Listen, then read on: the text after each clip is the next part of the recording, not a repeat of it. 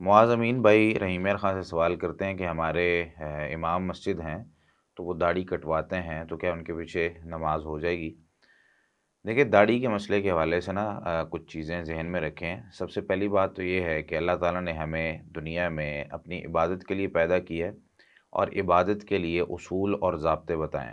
ان اصول اور ضابطوں کو سامنے رکھتے ہوئے ہمیں اپنی زندگی گزارنی ہے۔ یہاں پہ بہت سے لوگ اعتراض کر رہے ہوتے ہیں کہ کیا اللہ تعالیٰ نعوذ باللہ اس طرح کی بہت ساری چیزیں ہمارے آج کل سامنے آ رہی ہیں کہ لوگ یہ کہتے ہیں کیا اللہ تعالیٰ کو یہ چیز اتنی مطلب انسان سے اتنی ریکوائرمنٹس ہیں کہ داڑھی اور ناخن پالش اور اس کے جو ہے نا وہ چہرے کی حیت کیسی ہے، وہ دکھتا کیسا ہے، وہ اپنی داڑھی کاٹ رہا ہے کہ نہیں کاٹ رہا، اس طرح کی سوالات جو ہے نا آج کل معاشرے میں کیے جا رہے ہیں۔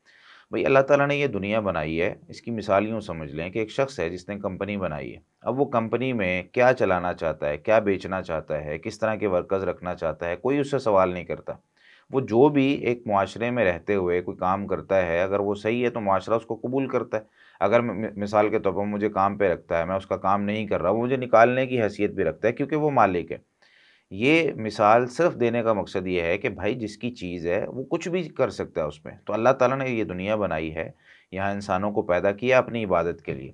اب اس عبادت میں انسان نے اللہ تعالیٰ کے بتائے ہوئے طریقے کے مطابق جیسے اللہ تعالیٰ کی ریکوائرمنٹ ہے ویسے ہی ہمیں بن کر رہنا ہے، ویسے ہی ہمیں عبادت کرنی ہے۔ وہ چاہے داڑھی کا مسئلہ ہو، نماز کا مسئلہ ہو، روزے کا مسئلہ ہو، کوئی بھی مسئلہ ہے، کیونکہ یہ دنیا جائے امتحان ہے۔ یہاں پر عیاشیاں نہیں کرنی۔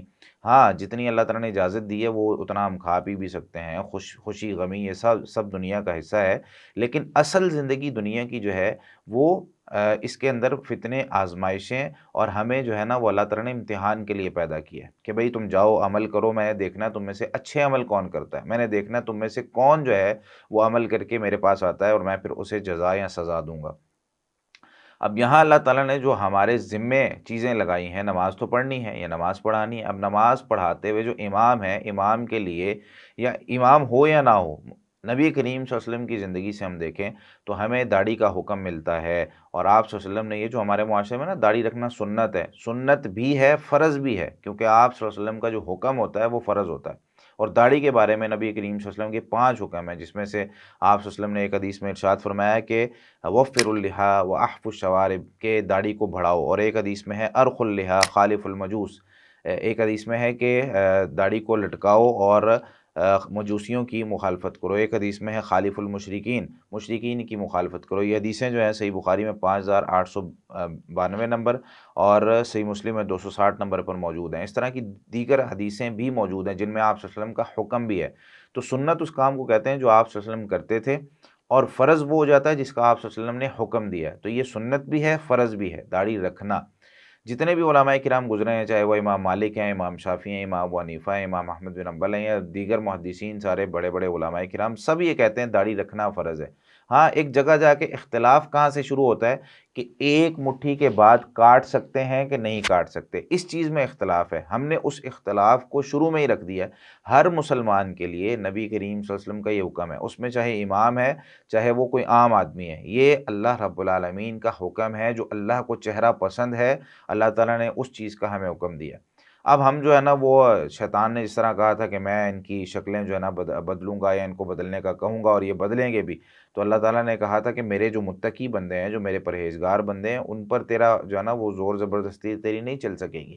تو شیطان اب ہمیں حکم دیتا ہے، ہم جا کے داڑھی کاٹ لیتے ہیں۔ تو میرے بھائی، نماز اور خاص طور پر جو آپ کا سوال ہے کہ امام اس طرح کا رکھنا، تو میرے بھائی ایک تو عام مسلمان کے لیے جائز نہیں ہے کہ وہ داڑھی کاٹے۔ ہم لوگ امام رکھے اس کو رکھیں جو داڑھی کاٹتا ہے، یہ تو بالکل درست نہیں ہوگا۔ اس کی وجہ یہ ہے کہ نماز ایک عبادت ہے، اور عبادت میں طریقہ اولیاء وہ اللہ رب العالمین کو جو پسند ہے وہی ہونا چاہیے۔ تو اس میں اللہ رب العالمین نے جو ہمارے ذمے لگایا ہے کہ ہم امام ایسا رکھیں، نبی کریم صلی اللہ علیہ وسلم، اور یہ فطرت ہے، نیچرل ہے، جس طریقے سے ہوتا تھا نبی کریم صلی اللہ علیہ وسلم کے زمانے۔ دیکھیں آپ، موسیٰ علیہ الصلوۃ والسلام کے زمانے میں جب ہارون علیہ الصلوۃ والسلام کا ان کا آپس میں اختلاف ہوا، ان کی داڑھی موجود ہے، یوسف علیہ الصلوۃ والسلام کی داڑھی موجود ہے، وہ اس میں خوبصورت بھی لگتے تھے، اور نبی کریم صلی اللہ علیہ وسلم کی داڑھی موجود ہے، یعنی کوئی نبی ایسے نہیں گزرے جن کی داڑھی نہیں تھی۔ ہم لوگ سمجھتے ہیں کہ داڑھی کاٹنے میں خوبصورتی ہے، تو میرے بھائی داڑھی کاٹنے میں خوبصورتی نہیں ہے۔ امام صاحب کو چاہیے کہ وہ داڑھی پوری رکھیں جو نبی کریم صلی اللہ علیہ وسلم کا حکم ہے۔ ہاں اگر کہیں انہیں کوئی احادیث ملتی ہیں، کوئی اس طرح کے دلائل ملتے ہیں کہ ہاں ہم جو ہے نا وہ اس کو ایک بالش کے بعد کاٹنا جائز ہے، تو اس میں کچھ علماء کی رائے موجود ہے۔ اس میں ہم اس طرح سختی نہیں کر سکتے کہ ہم کہیں کہ نہیں حرام کام کر لیا، لیکن کم از کم داڑھی کو مونڈنا یہ کسی حدیث سے کہیں بھی ثابت نہیں ہے۔ یہ اللہ تعالیٰ کی خلقت اور اس کی کریشن کو بدلنا ہے جو کہ جائز نہیں ہے۔